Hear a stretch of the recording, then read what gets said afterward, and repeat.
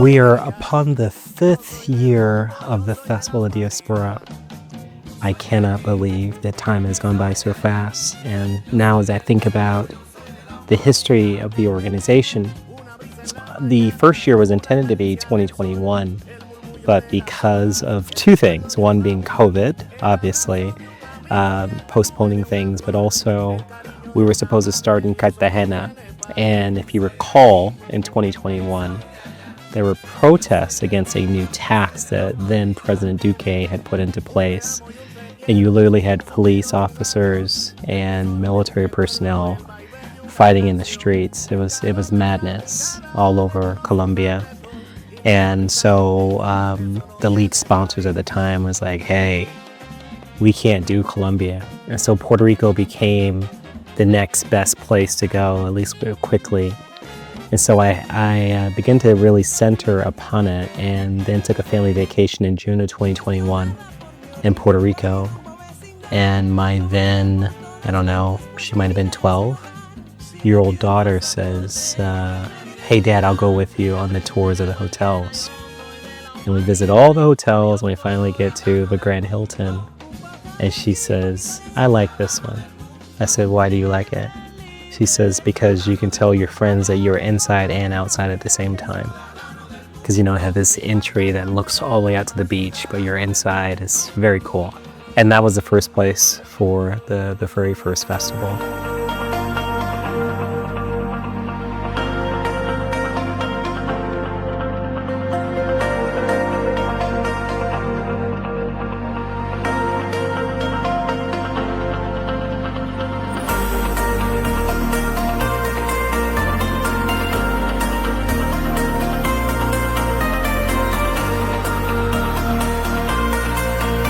I'm super excited to have you here.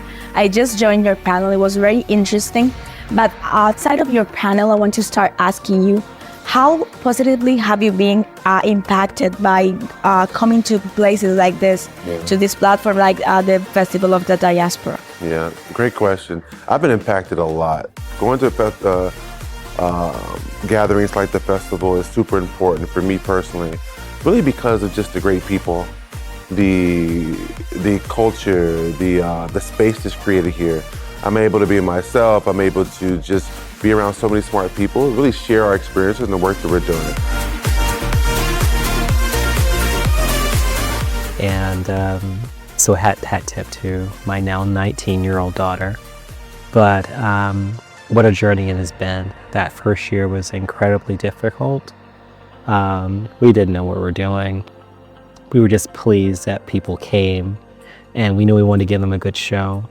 And first year we probably had about 130, 140 people there, and they were just starting to get it. It's like, I see what this could be. And then the next year, of course, in 2023 in Cartagena, things went a little smoother from a logistics standpoint, because you're kind of a known entity. And the group that I've been working with for the very first one, Hema Tours, reached out to help, and that was a big help. And of course, this is when Black Ambition came on board, and we were able to do even bigger things with a pitch competition, and that's how I met Maria Velasquez and the Casa Innovation team.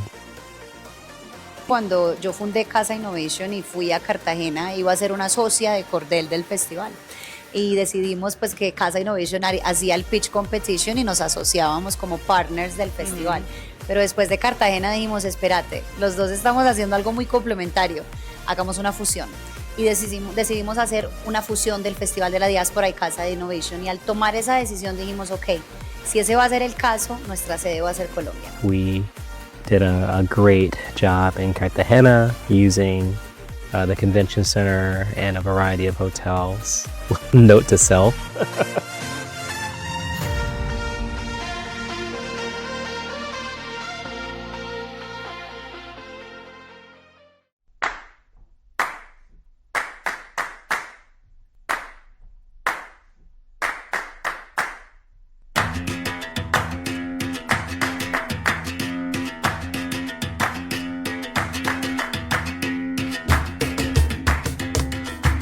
Brasil é um país aí com mais de 50% da população negra, mas a gente sabe que a gente ainda não tem acesso a esses lugares. Então eu acho que esse festival é extremamente importante para a gente conseguir se ver em outros lugares que não só a gente está acostumado a ver na mídia, né? Lugares que são marginalizados.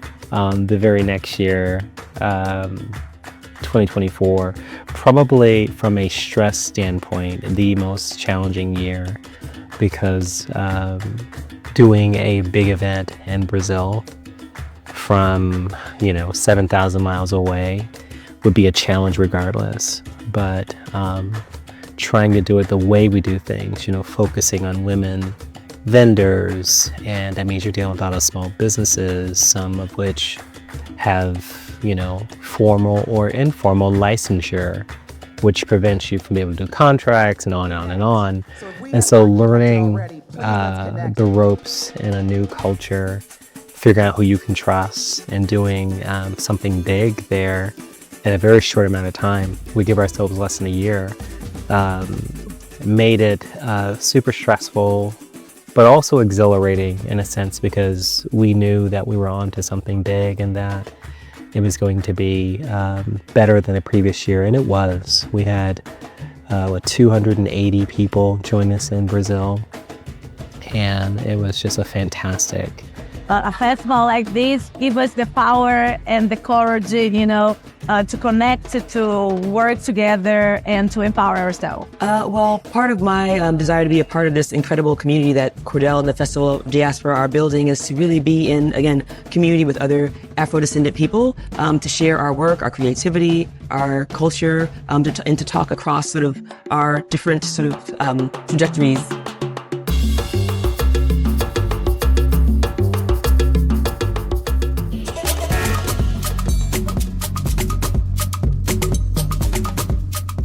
Se hicieron realidad todos los sueños que empezamos a planear hace unos meses atrás. Llevamos literalmente 14 meses planeando el festival. Mientras estábamos en Brasil, estábamos ya planeando Mientras estábamos en Brasil, habíamos ya escogido la sede y materializar todo esto ha sido maravilloso. Este año sí, tienes razón, tenemos un montón de proyectos nuevos. Yo creo que el equipo ha sido demasiado majestuoso, la han piloteado toda, porque claro, los líderes de esta fundación, de este proyecto, somos un poco locos y soñadores. Cordell y María Camila mucho más, pero al final ellos sueñan y nosotros materializamos. Entonces... Y por acá tenemos a Whitney. Whitney, primeras impresiones del Festival de la Diáspora. ¿Cómo lo has vivido hasta ahora? Ay, pues es magnífico porque hay conexiones, hay amor, honestidad. Es increíble para ver las conexiones que hacen la gente, pero también el apoyo a los emprendedores. Los invitamos para que sigan viviendo con nosotros todas estas impresiones y cómo la gente está viviendo el Festival de la Diáspora 2025 aquí en la ciudad de la Eterna Primavera. We were in Medellin. So this is home base. Most of the team is based in Medellin. And so we were really able to, offer the full repertoire of our capabilities because we're on home turf. From the dancers to the catering to the facilities to the cooperation with the mayor's office, all those things came as a result of us leveraging relationships that are already in place. And so that was a very, very good thing. And we did the fashion show for the very first time. And we also did the exhibition hall for the very first time. Both of them were smashing successes. And we know that we added a lot of value to these entrepreneurs' lives. They sold a lot of product, made some partnerships. We had some great stories to tell just off of Medellin and the partnerships that people created just in conversation about their product and saying, okay, well, I think I can help you here, I can help you there. And so we have some great success stories to share. They'll be coming out soon.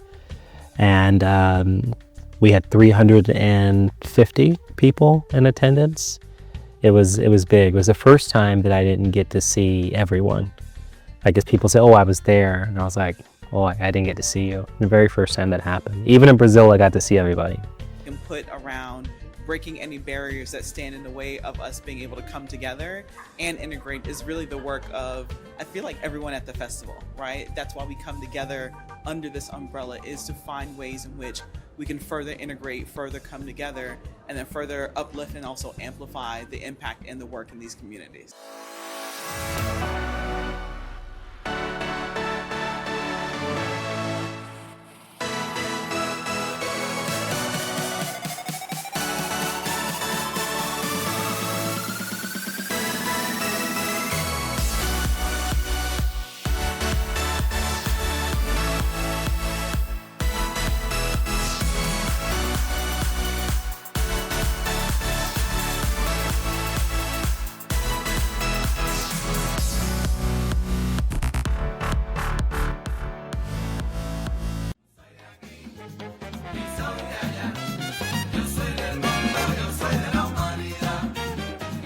And this year, 2026, for our 5th anniversary, we're going back to where it started. We're going back to Puerto Rico. Geopolitical concerns yet again finds us in Puerto Rico. So Puerto Rico has become a safe haven in that respect of just unpredictability with respect to national leadership, just something we haven't really dealt with before. But we're learning this is what others are dealing with all the time. We've just been saved from that fate until present day. But we roll with the punches like everyone else, and we make good things happen. We are meeting and convening in Puerto Rico. The big new thing is FOTD 100. Well, we will be honoring the best and brightest amongst us on stage, giving them their flowers while they can smell them. So I'm very much looking forward to that, as well as a pitch competition. This would be the 4th annual one. And then the exhibition hall, which would be the 2nd one.